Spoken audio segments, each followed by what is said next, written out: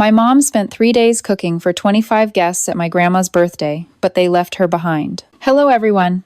Before I take you into this story, I need your support. Subscribing is quick, free, and it helps keep this channel alive so we can continue sharing stories like this. If you leave a simple amen in the comments, it not only lifts this video, but also blesses the community we're building together. Thank you, and let's begin. It all started with what should have been a warm, unforgettable celebration. My grandma's 80th birthday. A milestone. A moment for family to gather, share laughter, and honor her long life. My mom poured her heart into it. She spent 3 entire days cooking for 25 people. She wasn't just making food. She was creating memories in the form of dishes she knew everyone loved. I watched her every morning as she tied her apron and went straight into the kitchen. The chopping board became her battlefield. Carrots, onions, herbs, everything lined up like soldiers waiting for her command. She marinated meats overnight, rolled dough by hand, and baked cakes that filled the entire house with sweetness. She carried heavy grocery bags up the stairs, her arms trembling, but her spirit never faltering. By the second night, her eyes were red from lack of sleep, but she smiled when she tasted the broth and whispered, "This will make them happy." I wanted to help more, but she insisted, "I've got this. It's Grandma's big day." There was a light in her eyes, the kind of determination that only comes from love. She wanted the party to shine, not for herself, but for everyone else.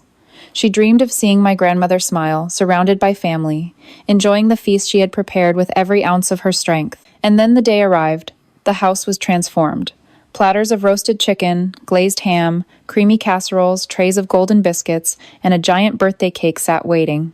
The table was decorated with flowers, candles flickered warmly, and the air was filled with the rich, comforting smells of home cooking. Everything was perfect, or so it seemed. Guests poured in, laughing, talking loudly, hugging each other.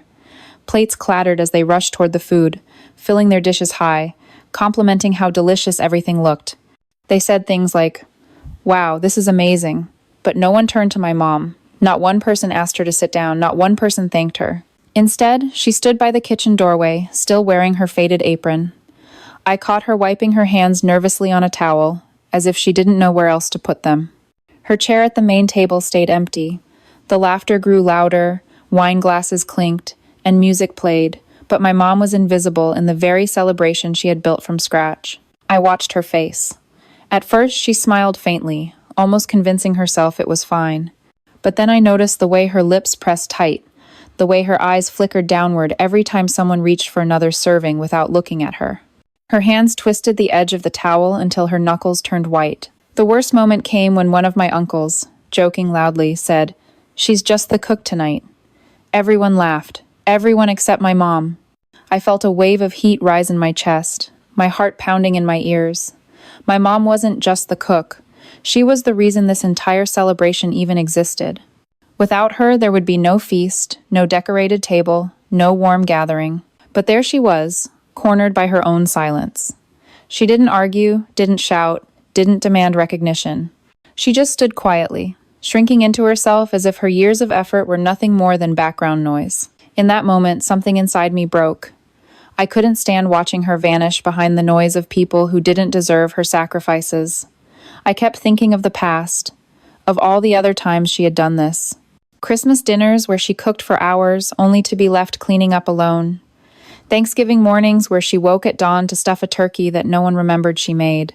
And now, her biggest effort, yet 3 full days of work, was dismissed with laughter and indifference. I glanced at her hands, red and swollen from chopping and stirring, now gripping the towel like it was her lifeline. I knew I had to do something. I stayed quiet in that instant, but inside, I was preparing for the moment when silence would no longer protect them. Because what they didn't know was that my mom's quiet dignity was stronger than their ignorance. And what I didn't realize until that night was that sometimes silence is not weakness. It's the calm before a storm. That party, meant to celebrate my grandmother, became something else entirely. It became the moment when my mom's years of being overlooked reached a breaking point. And what happened after that? Changed everything for my family. After that night, as I sat there watching my mom fade into the background of her own work, I couldn't stop thinking about everything that had led to this moment. To truly understand why I felt such anger, you need to know what the days before the party were like. It wasn't just 3 days of cooking. It was 3 days of sacrifice. My mom is the kind of woman who refuses to take shortcuts. If she was going to cook for my grandmother's 80th birthday, she was going to do it with everything she had. The morning 3 days before the party, I woke up to the sound of her dragging grocery bags across the kitchen floor. She had gone out before sunrise to beat the rush. I watched as she unloaded carton after carton of eggs, bags of flour, bundles of fresh herbs, stacks of meat wrapped in brown paper, and enough vegetables to fill 2 refrigerators. The counters disappeared under mountains of ingredients, and she stood there, brushing her hair out of her face with her sleeve, already planning how to transform it all. She started with the broths. I remember the smell of chicken simmering slowly, the steam fogging the windows, and the sound of her wooden spoon tapping the side of the pot. She chopped onions until her eyes watered, kneaded dough until her arms trembled, and still managed to hum softly to herself. Every once in a while, she'd glance at me and smile, saying, "It's worth it. You'll see." The next day, she was up before me again. I walked into the kitchen and found her covered in flour, rolling out pie crusts with precision. She made casseroles and sealed them carefully, labeling each one with a sticky note so nothing would be forgotten. She marinated ribs in big glass bowls, flipping the meat with her bare hands, her wrists sore but steady. She didn't even sit down for breakfast. She grabbed a quick bite while standing, too focused to stop. That evening, she finally allowed herself to collapse onto the couch for a moment. I sat beside her and asked, "Mom, why are you doing all this alone? No one even offered to help." She shrugged, exhausted, but gentle. "Because it's family. Family deserves effort." On the 3rd day, her determination reached its peak. She baked cakes, decorated them with frosting swirls, and arranged trays of cookies that sparkled with sugar crystals. The smell of cinnamon and vanilla filled the entire house. She roasted vegetables, basted hams, and double-checked every recipe. By the end of the day, her back ached so badly she had to press a heating pad against it, but she waved off my concern. "It's Grandma's big day," she whispered again, as though reminding herself. And all the while, not a single family member showed up early to help. Nobody called to check in. Nobody even asked if she needed an extra hand. It was just her and me, trailing behind, feeling helpless as I watched her wear herself thin. I can't forget the small moments in between, like the way she leaned against the counter, massaging her shoulders, whispering a quiet prayer under her breath, or the way she carefully packed the food into trays and boxes, making sure nothing would spill on the way to the hall. She even polished the serving spoons, because she said presentation mattered. She didn't just want people to eat, she wanted them to feel cared for. By the time the morning of the party arrived, she was pale and weary, but her eyes still shone with anticipation. I helped her carry trays out to the car, the cold winter air biting at our fingers as we loaded the trunk. She wore her old brown coat, the one with the frayed sleeves, and I noticed how small she looked as she lifted heavy dishes without complaint.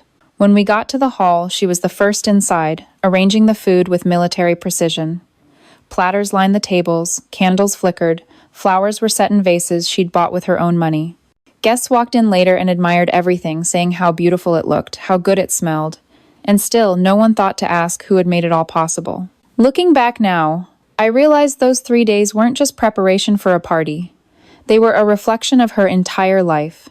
She had always given without expecting recognition. She had always carried the weight so others could celebrate. She believed family came first, even when family didn't believe the same about her. So when she was left out that night, sitting in the corner as if she were invisible, it wasn't an isolated moment. It was the breaking point of years spent being overlooked, underappreciated, and taken for granted. I could see it in her eyes as she stared at her own hands, hands that had given everything and received nothing. That's why my heart burned with anger. It wasn't just about one party or one night. It was about the countless mornings she woke early, the endless nights she worked late, and the sacrifices she made that nobody seemed to notice. And as I sat there, I knew something had to change. This couldn't keep happening. My mom wasn't just the cook. She wasn't just the helper. She was the backbone of the family, and it was time everyone else realized it. As I sat there at my grandma's birthday party, watching my mom shrink into the background, my mind began racing through every memory that had brought us here. This wasn't the first time my mom had been treated like the family's invisible worker. It wasn't even the second or third. It had become a pattern, a painful rhythm that she never complained about, but one I had seen and never forgotten. I thought back to last Thanksgiving. My mom had woken up at 4 a.m. to put the turkey in the oven. She peeled pounds of potatoes, baked pies from scratch, and even made cranberry sauce the old-fashioned way because she said it tasted more like family that way. While everyone else arrived hours later, laughing, drinking wine, and carrying one or two store-bought items, my mom had already been in the kitchen for nearly 10 hours. When the feast was served, people piled their plates high, complimented the food in passing, and then drifted back to the living room to watch football. When the game ended, they left plates and glasses stacked on the table. I still remember my mom quietly washing dishes until midnight, her hands raw from the hot water, while everyone else was asleep. Not a single person offered to stay behind and help. Christmas wasn't much different. My mom had baked a ham glazed with honey, roasted vegetables, made stuffing, and even crafted little decorative desserts shaped like Christmas trees. The house looked like something out of a holiday movie because she decorated it herself too. And yet, when family photos were taken around the tree, she wasn't in them. She was in the kitchen, wiping down counters, making sure coffee was ready for dessert. Later, when she finally sat down with her plate, the laughter had already moved on, and no one even noticed she was missing from the pictures. I noticed, though. Her absence screamed louder than the cheer in the room. Then there was my cousin's wedding. My mom had offered to help with the food prep to save costs. She worked 2 full days at the reception hall kitchen, cooking trays of pasta, roasting chickens, and making salads. On the night of the wedding, everyone praised the couple, toasted the family, and clinked champagne glasses. My mom? She was again standing near the kitchen doors, watching quietly. She wasn't asked to sit with the family at the front. She wasn't thanked publicly. Later, when photos were printed, her face wasn't in them. She had been there all along, working herself to exhaustion, but in the official memory of the day, it was like she didn't exist.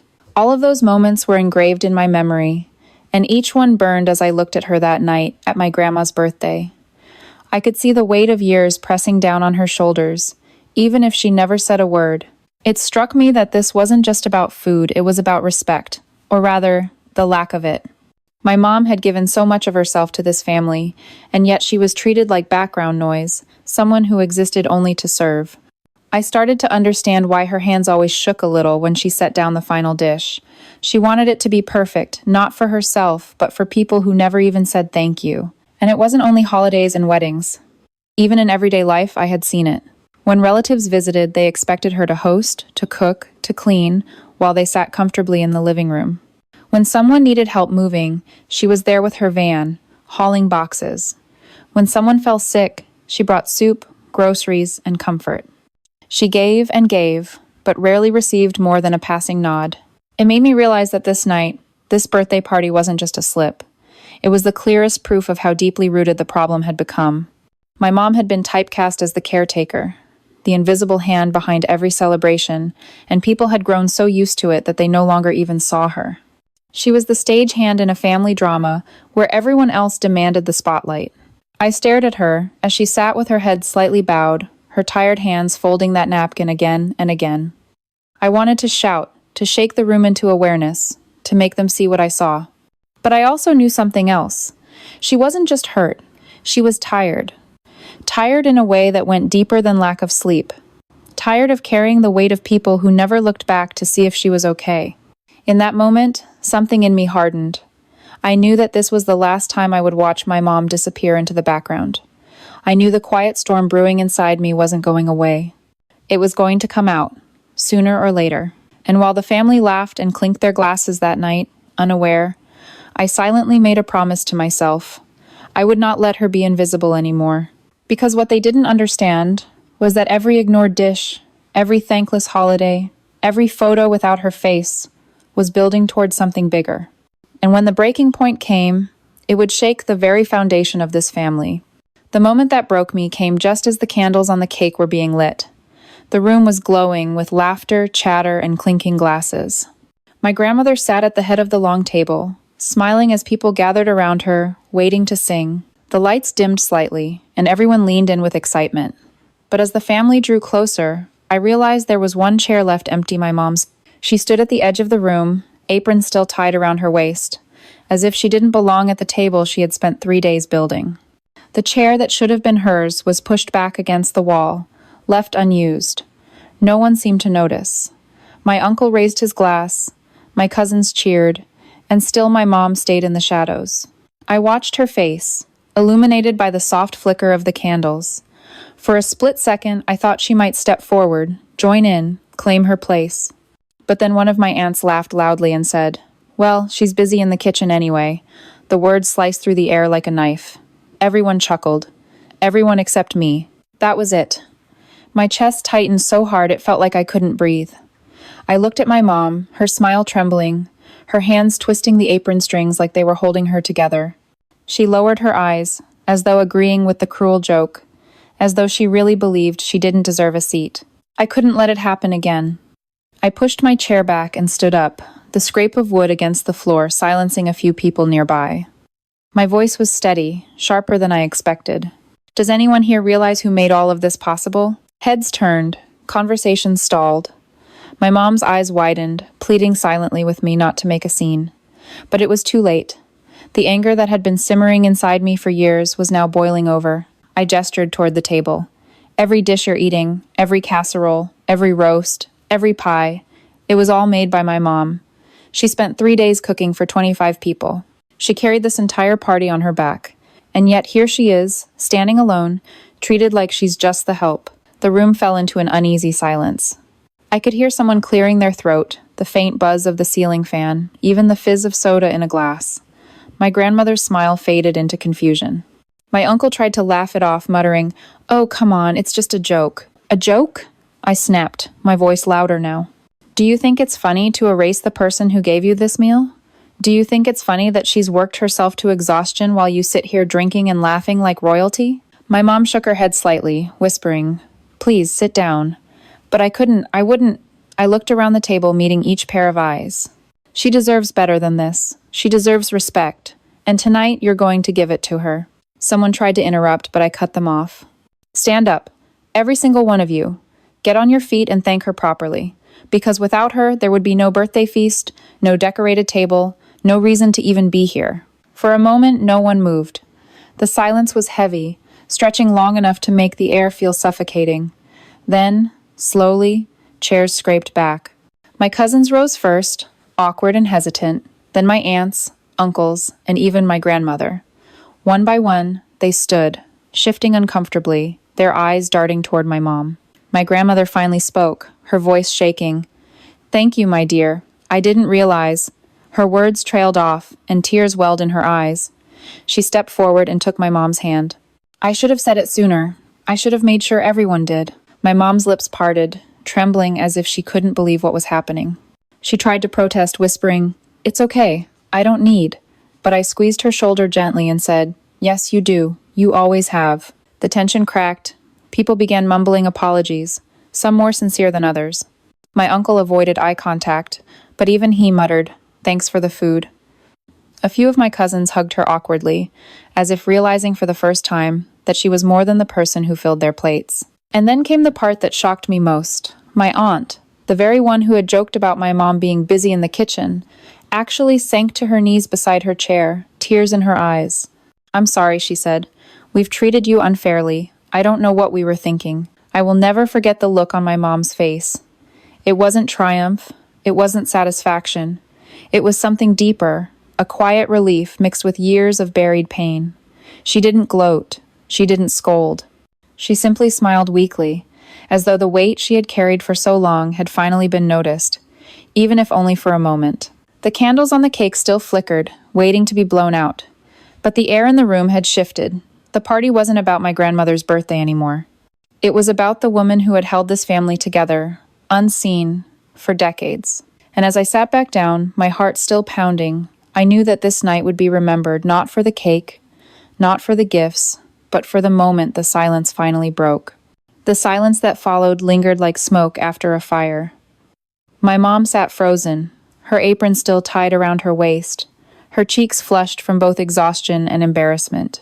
She had never been the center of attention like this, and I could tell she wasn't sure what to do with it. For years, she had lived in the background, but now the spotlight was on her, and the room felt almost too small to contain the truth that had finally been spoken. The family members shifted uncomfortably in their seats. My cousins fiddled with their forks, staring down at half-eaten slices of ham. My uncles avoided eye contact, sipping their drinks as though the liquid might wash away their guilt. Even my grandmother, who had always been the matriarch of authority, sat quietly, twisting her napkin between her fingers. The weight of shame hung heavy over the table. My mom, ever humble, tried to break the tension with a soft laugh. "You don't need to do this," she whispered. "I didn't cook for thanks. I did it for family." But the words only deepened the ache in my chest. Because while she meant it, I knew that deep down she had longed for recognition, for someone to finally see her as more than the invisible worker behind the scenes. I leaned forward and said, "Mom, you've done this too many times. You've given everything without asking for anything back. Tonight, they see it.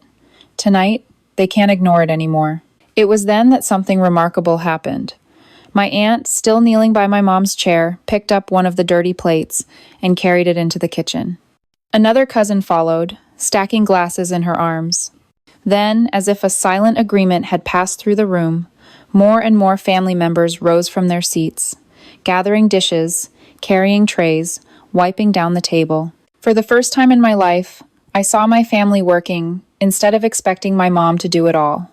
The kitchen, usually my mom's battlefield alone, was suddenly filled with clumsy hands and awkward movements. My uncle struggled with the dishwasher, nearly dropping a plate before one of my cousins steadied it. My aunt spilled water while trying to scrub a pan, and another cousin laughed nervously as he realized he didn't even know where the trash bags were kept. It was chaos, messy, noisy, uncoordinated, but it was beautiful. Because for once, my mom wasn't the one carrying it all.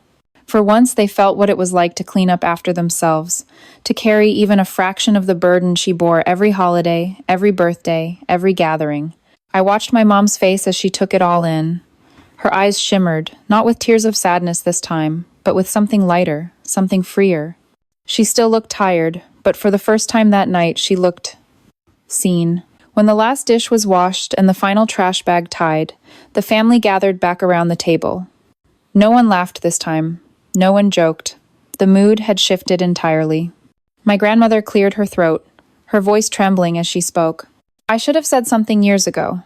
I should have made sure you were honored the way you deserve. We've taken you for granted, and I am sorry." My mom shook her head gently, but my grandmother reached across the table and took her hand. "Number, listen to me. You've carried this family more than anyone. Tonight we see it. We can't undo the past, but we can change how we move forward." There was a ripple of agreement around the table. Apologies spilled out, some quiet, some awkward, but all sincere. My cousins admitted they'd never thought about how much work it took. My aunts confessed they had relied on her too much. Even my uncle, the one who had made the cruel joke earlier, stood up and said, "I was wrong. I shouldn't have said that. You deserved better." My mom smiled faintly, her hands folded in her lap. "Thank you," she whispered. "That means more than you know." The party didn't end with roaring laughter or loud music. Instead, it ended with something much more valuable: awareness. My family, for the first time in decades, had been forced to confront the truth of how they had treated my mom. They had been stripped of the comfort of ignorance, and what was left was humility. As the night wound down, people hugged my mom tighter than usual. They promised to help next time, promised to share the load. I didn't know if they would keep those promises, but for the first time I felt hope that maybe, just maybe, things could change. On the way home, my mom sat quietly in the passenger seat, staring out the window at the passing streetlights. After a long silence, she turned to me and said softly, "I didn't expect any of that. I just wanted everyone to enjoy Grandma's birthday." I smiled at her and replied, "They finally saw you, Mom. They finally understood." She didn't answer, but I noticed her hands resting still in her lap, no longer twisting towels or napkins. For the first time in years, she looked at peace. The ride home was quiet, but not the heavy kind of quiet that had followed so many past gatherings. This time, it was softer, almost tender. My mom leaned her head against the window, watching the glow of the streetlights blur into golden streaks. I could tell she was exhausted, but her shoulders seemed lighter somehow, as if the weight she had carried alone for so long had finally been shared, even if just for one night. I kept replaying the scene in my head, the silence when I spoke up, the way everyone slowly rose from their seats, the awkward but real apologies. It wasn't perfect. Words couldn't erase years of neglect, but it was a start. For the first time, my family had looked at my mom and truly seen her. They had been forced to recognize the sacrifices they had brushed aside for years. When we got home, my mom sat at the edge of her bed, still wearing that old apron. She untied the strings slowly, almost ceremonially, and laid it across her lap. Then she laughed, not bitterly, but softly, like someone realizing a truth too long ignored. "I never thought anyone would notice," she whispered. I sat beside her and said, "They didn't just notice, Mom. They couldn't ignore it anymore. You're not invisible." She looked at me then, her eyes shimmering, and for the first time in a long while, she didn't look away. That simple moment felt bigger than all the speeches and apologies. It was the recognition she had deserved for decades, even if it had taken too long to arrive. The next morning, my phone buzzed with messages. A cousin offering to help with Sunday dinner. An aunt asking if she could bring dessert next time. Even my uncle, the one who had cracked the cruel joke, sent a short text. "Tell your mom thanks again. I mean it." I didn't know if those promises would hold, but I knew the seed had been planted. They could never go back to pretending she was invisible. As for my mom, she moved through the kitchen differently that day. She brewed coffee, hummed quietly, but she didn't rush. She didn't feel the need to fill the silence with endless work. She sat with her cup, savoring it, letting the steam rise into her face. It was a small thing, but to me, it was monumental. For once, she allowed herself to simply exist, without carrying the world on her back. That night at my grandmother's birthday wasn't just another family party. It was a turning point. It taught me that silence can be dangerous when it allows injustice to grow, but it can also be powerful when it breaks. My mom's years of quiet endurance had shown her strength, but it was only when I broke the silence that the family finally woke up. I don't know if my relatives will ever truly change, or if old habits will creep back in. But I do know this. My mom is no longer invisible, not to them and certainly not to me. And maybe that's where change begins, with one person refusing to let love go unnoticed. So, if there's something I want you to take away from this story, it's this. Don't wait for years to pass before you thank the people who hold your life together. Don't assume they know you appreciate them. Say it. Show it.